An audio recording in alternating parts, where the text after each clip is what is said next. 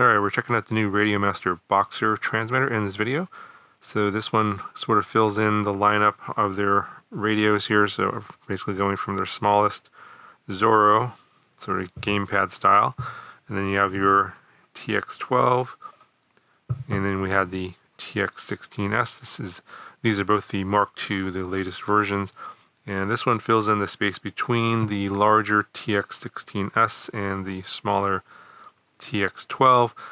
And basically, in a nutshell, what you have here is a slightly larger version of the TX12 with the full-size version 4 Hall sensor gimbals. These are the same Hall sensor gimbals that come on the TX16S Mark II. You can upgrade these as well as to the AG01 CNC Hall sensor gimbals if you want to upgrade to the metal CNC gimbals. But basically, you can look at it as either a larger version of the TX12 with the full-size gimbals, or a smaller version of the TX16S with the smaller screen of the TX12. So you can see here that the screen size is about the same as on the TX12, although the border, the black border, is a little bit bigger on the BOXER. The screen is a little bit smaller than the one that's on the Zorro, just a tiny bit. But it's the same resolution. I think it's 128 by 64. And for those of you that don't need the color touchscreen of the TX16S and you just want something a little bit smaller and lighter, the BOXER is definitely going to be the radio for you, because I think there are some people that liked the smaller size of the TX12, but they wanted the full-size gimbals, but they didn't want to go all the way up to the TX16S. And then there are others that preferred something smaller than a TX16S, but didn't want to go something as small as a TX12 because of the miniature gimbals that there's a lot of people out there that don't like the mini gimbals. They prefer the full-size gimbals, and this is going to fill that space very nicely. So really quickly, everything that comes in the box, you do get a case, and this is standard with the BOXER. And it has a little zipper pouch in there. You get this gimbal cover or gimbal protector that goes on the front there, protects the switches and the gimbals. That's standard. You get this tray for two 18650 batteries. This runs on 2S, and it's got a little connector. This comes on with, I think, most of the radios, and this one does not come with any batteries. I will show you an optional battery that I actually have it installed in here that you can buy separately, but as it will ship, it does not ship with any batteries. I think that's for basically when you ship things with batteries overseas, it complicates things, makes things more expensive. So the radio won't ship with any batteries, but it does come with this tray. If you have any 18650s, you can use this to power up the radio. Get a USB-C cable. Get a few spare parts here. These are alternative springs here. If you don't like the spring tension on the stock gimbals, you can swap these out. I think these are lower tension. Get a quick start guide, of course, and of course you get your stickers. All right, so just a quick comparison on the size, and you're probably gonna have to go to the product pages to look at the actual dimensions and the weights. But yeah, it's definitely smaller than the TX12. It's about the same thickness. Definitely the width and the height is a little bit taller, and of course it weighs a little bit more. And when you're looking at this compared to the TX16S, definitely smaller. Obviously, no touchscreen there. If you want that larger touchscreen, and the color touchscreen, of course, you have to just get the heavier radio. And it is the TX16S is much thicker, of course, just wider and taller. Just overall, in all dimensions, much bigger than the BOXER. And of course, comparing it to the Zorro, it's going to be much larger than the Zorro, much heavier than the Zorro. So this is kind of a different class, really, for those of you like the sort of boxy style radios and not the gamepad style radios. This is going to probably suit you better in terms of holding, especially for those of you guys that are pinchers that don't like the gamepad style radios. This is probably going to suit you a lot better. You have these like hand grips here in the back. They don't go all the way up. So depending on how you're holding the radio, as a pincher, sometimes you want to hold it like this. It really depends. Everyone has their own sort of style. But yeah, I don't know. It doesn't feel that comfortable to me. I don't pinch, so I'm not really qualified to judge this as whether this is a good pinching radio or not. as a thumber, I hold my fingers like this, and in each side, and I put my middle finger here on top, and I can tell you that this does feel very comfortable as a thumber.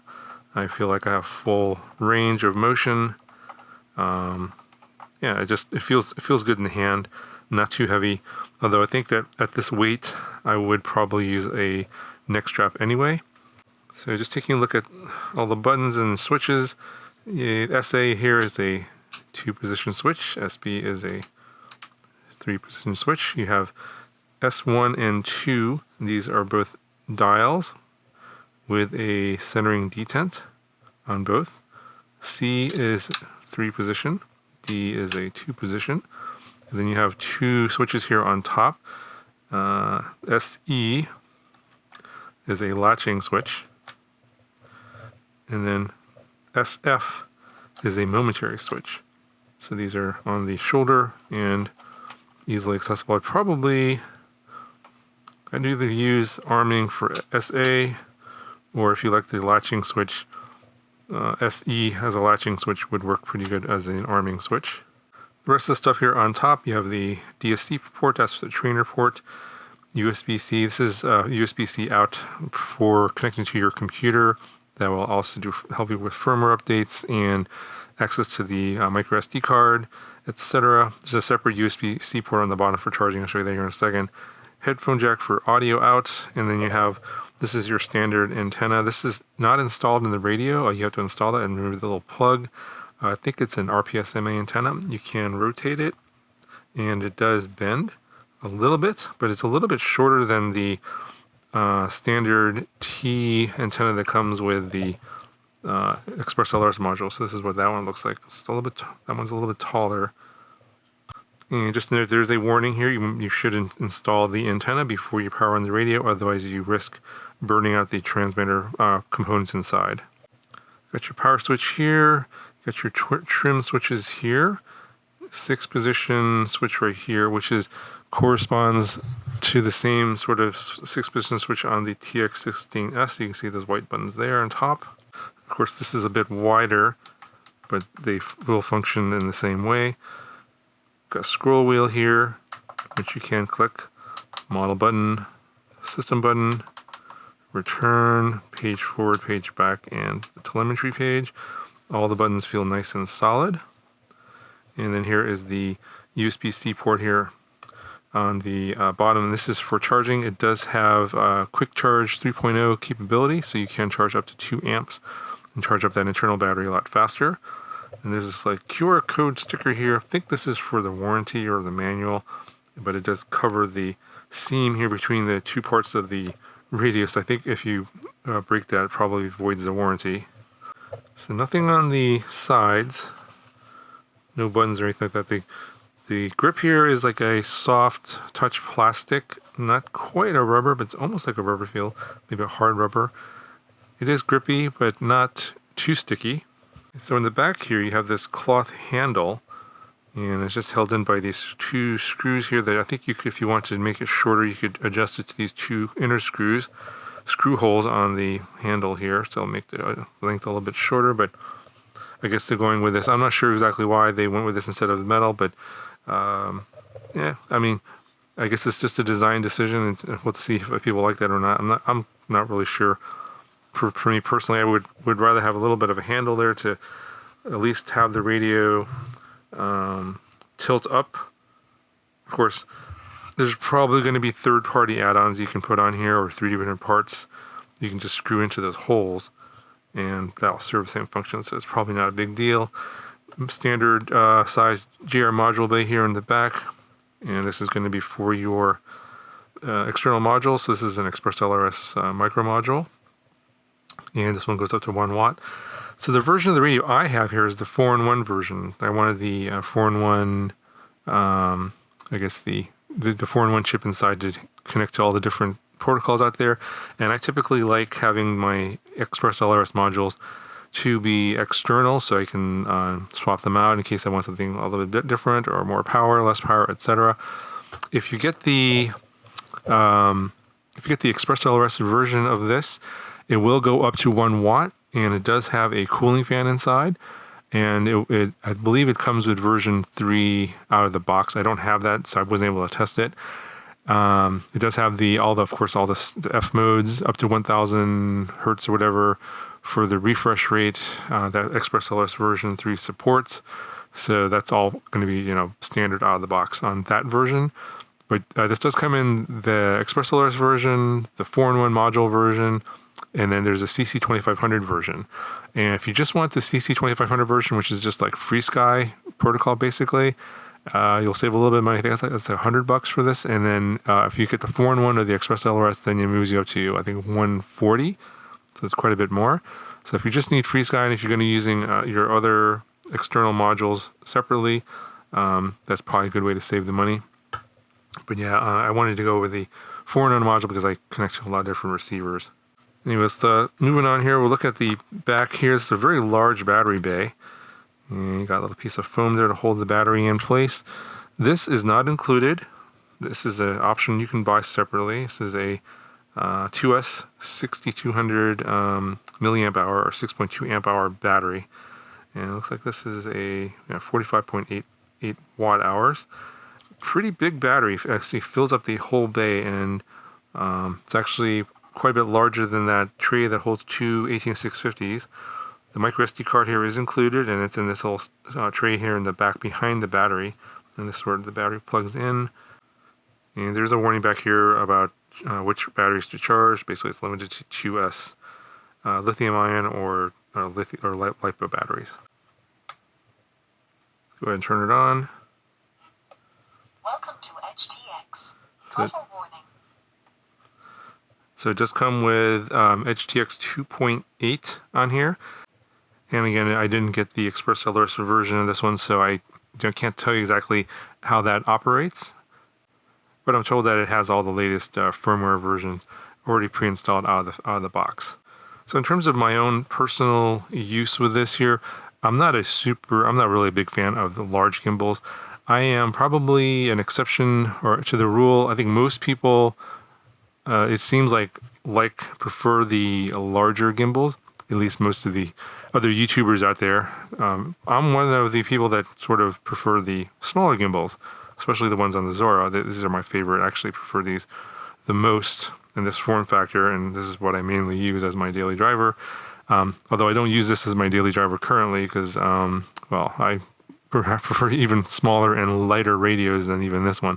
Hopefully someday Radiomaster will make even a smaller radio for me, but that day hasn't come yet. While it is comfortable to use the larger gimbals, it's not my preference. I'm sure that those of you guys that prefer larger gimbals are going to actually enjoy this radio, I feel, especially if you want something a little bit smaller and you don't really care about the color touchscreen. A lot of people don't really care about that. This does overall feel very nice. I feel it's, because of the lighter weight and the smaller size, it's a little bit more comfortable to use than the TX16S. It's just that I personally don't care for full-size gimbals. Yes, you do have more resolution, but it doesn't, I don't feel like it gives me an advantage over the smaller gimbals. I feel like the smaller gimbals are fine for me. I'm able to fly just fine with smaller gimbals, no problem. Doesn't really bother me that they're smaller and has less resolution. It really kind of depends on the person. But yeah, I think if you are a fan of the larger gimbals, this one is going to be right up your alley. These are excellent gimbals, by the way. Probably, I don't know, out of all the radios I've tested, Radiomaster, they make the best full-size gimbals. This and the CNC ones are pretty much top of the line. Of course, if you move up to like those $1,000 Futaba radios, which I've never tested, I'm sure you get what you pay for. So hopefully those are better than these gimbals. I can't tell you if that's true or not, but I would hope that when you're paying 10 times as much money, you're getting a slightly better gimbal than these. Okay, one last little side note here. When you go into the system menu, all these games show up here that I hadn't seen it previously on previous radios, so maybe this is a new thing in EdgeTX 2.8. Not really sure, but like, for example, Xtris here is probably something like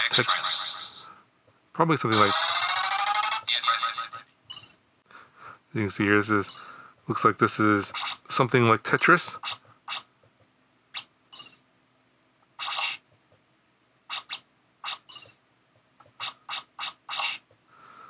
Anyway, I just wanted to show you that really quickly before I ended the video, that there are these games that are pre-installed. I think they're just fancy Lua scripts that are part of EdgeTX 2.8. I'm not really sure where else you can get these, so if you're asking me about that, I don't know. This is just something I just noticed when I was testing the radio out. I just wanted to show you that. But that'll do it for this video. Got any questions, let me know down in the comments below. Talk to you guys in the next one.